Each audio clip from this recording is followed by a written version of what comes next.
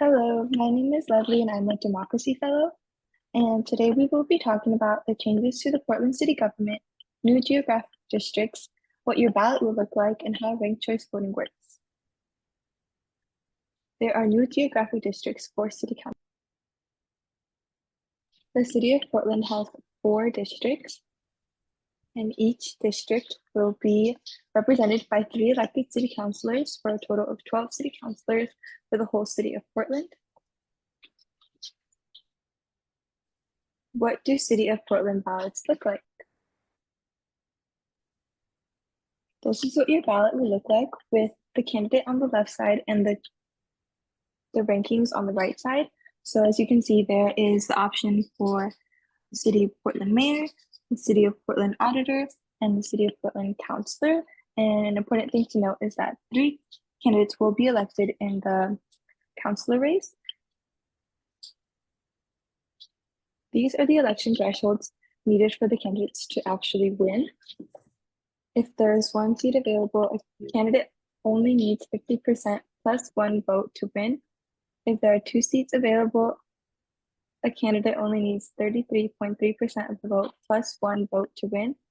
And if there are 3 seats available, like in the city council, those candidates will need 25% plus 1 vote to win, and so on. Hi, my name is Emily. I'm also a Democracy Fellow, and I'll be talking about ranking candidates on your ballot. Portland voters will use ranked choice voting to elect all city candidates. This year, we're electing the mayor, city council, and city auditor. You can rank up to 6 candidates in order of your preference. You don't have to rank 6 candidates if you don't want to. You may rank fewer. You may not give multiple candidates the same ranking. If you give 2 candidates the same rank, that ranking will be skipped for your next highest ranked candidate. For example, votes for candidates B and D are ignored, and candidate E would be counted as the voter's first choice and candidate A as their second choice, and so on. You may not rank the same candidate twice. If you do, the higher ranking will be counted, and the lower ranking will be ignored. For example, candidate B will be counted as the voter's first choice, and candidate A will be counted as the voter's second choice, and so on.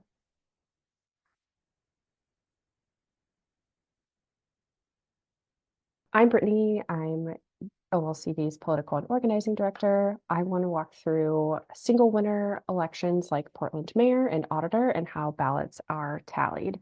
In these races, the winner needs 50% plus 1 vote.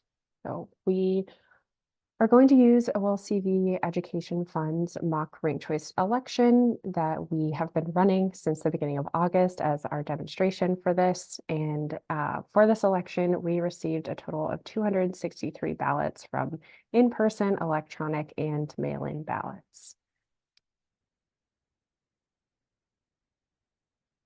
So as you can see here, these are our candidates across the top. We had 11 candidates total, including candidates that we put forth, as well as candidates that some voters chose to write in.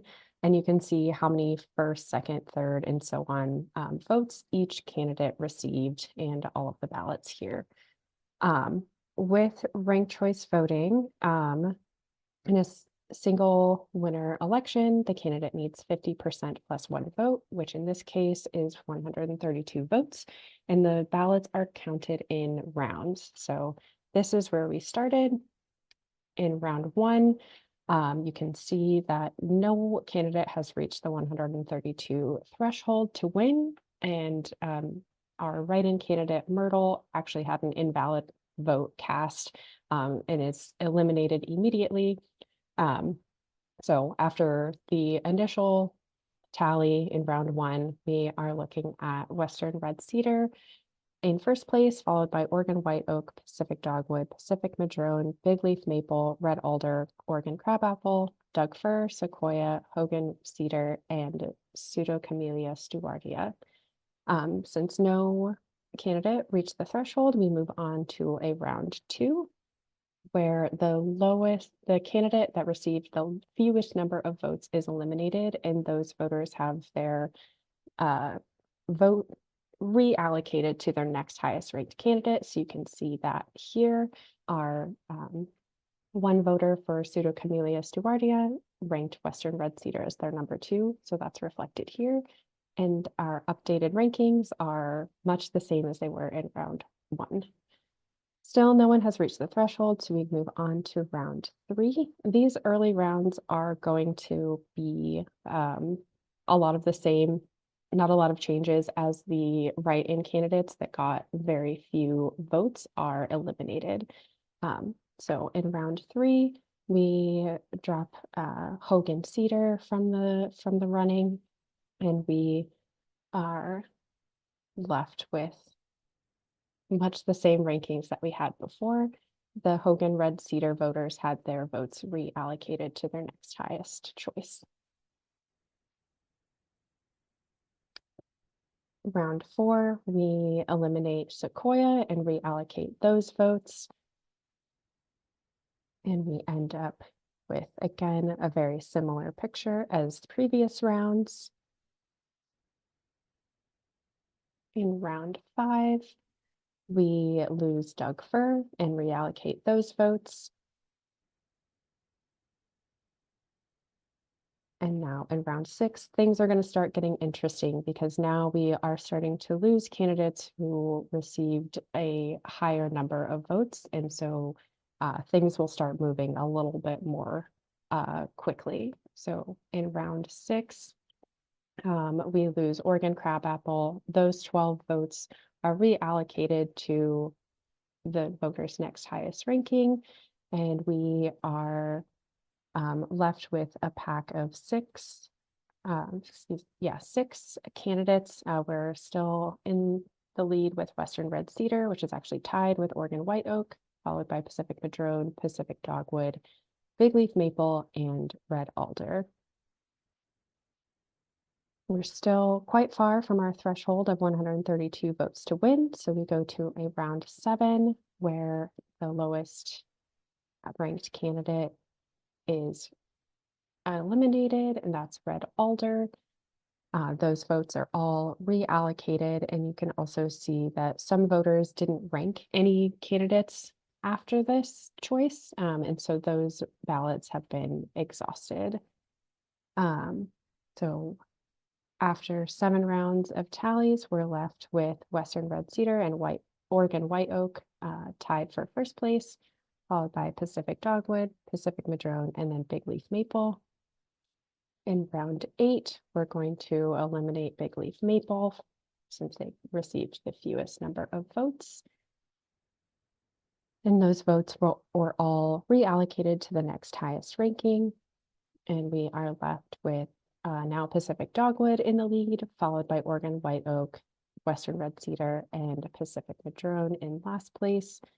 So in round 9, we eliminate Pacific Madrone and reallocate those voters' votes accordingly. And we now see Oregon White Oak taking the lead, Pacific Dogwood is in second place, and Western Red Cedar is in third place, taking us to our final round of voting where we will only have 2 candidates left, so it will be impossible for one candidate to not receive the required 50% plus 1 vote because there are only 2 candidates left.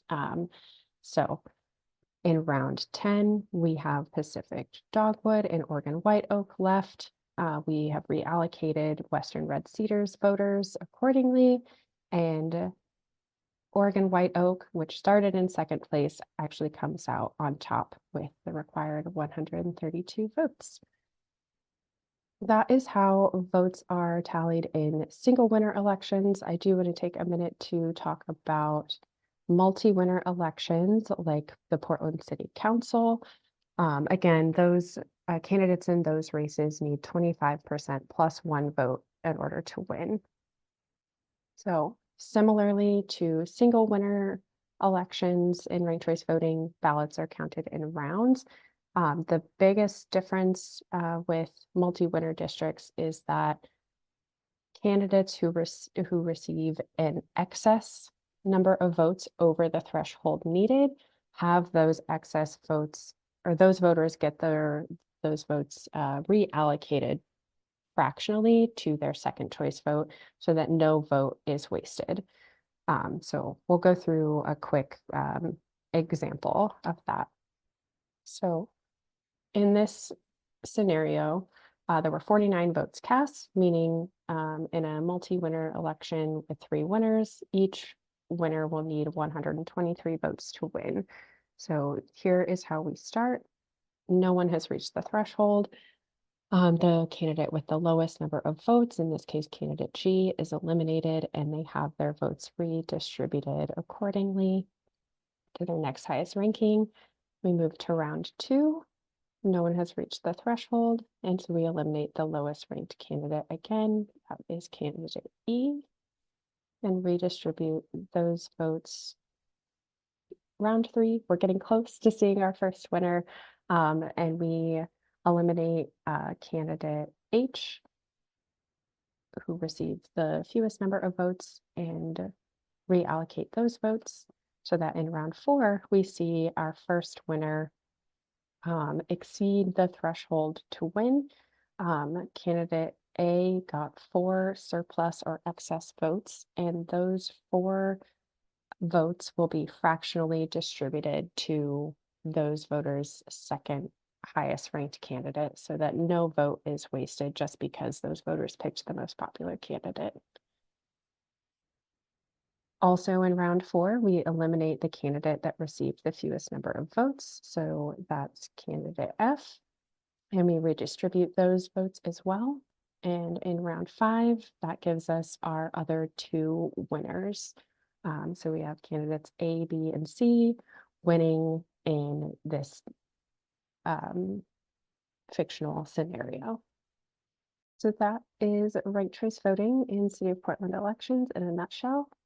If you need resources or more information about voting in this election, you can visit OLCV's voter resources. And we always recommend, if you have any questions beyond those resources, or if you have any issues with your ballot, please reach out to your county elections office as soon as possible so that you can get those issues resolved and make sure that your voice is counted. We will provide those links at the end of this video, and happy voting.